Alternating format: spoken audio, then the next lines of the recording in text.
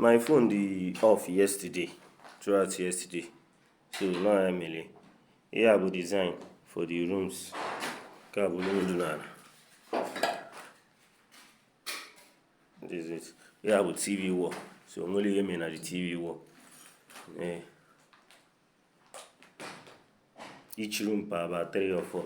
This place maybe possible stand wardrobe here. So only aiming about. This is the passage.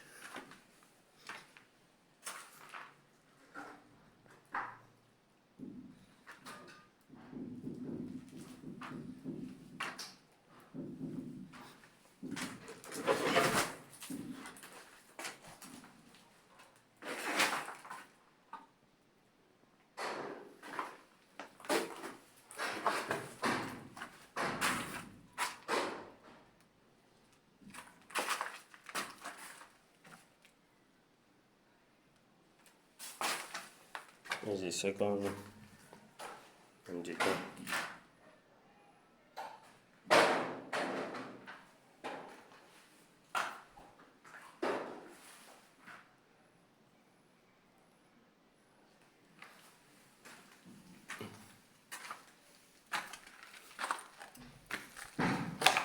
This is the step.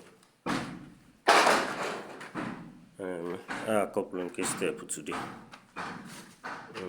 This is the flower design, royal flower design. A paint here now, buy a paint here.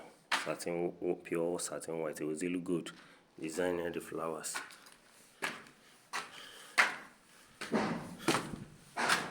Look at the up passage.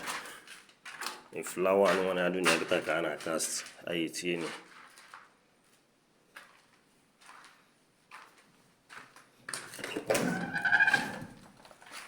Is the open.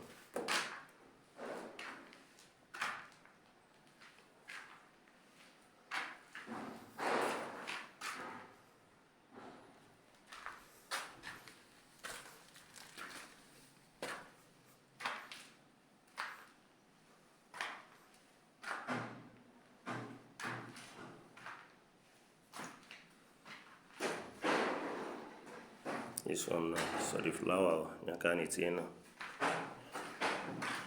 This is the step. Okay, we're going to penthouse.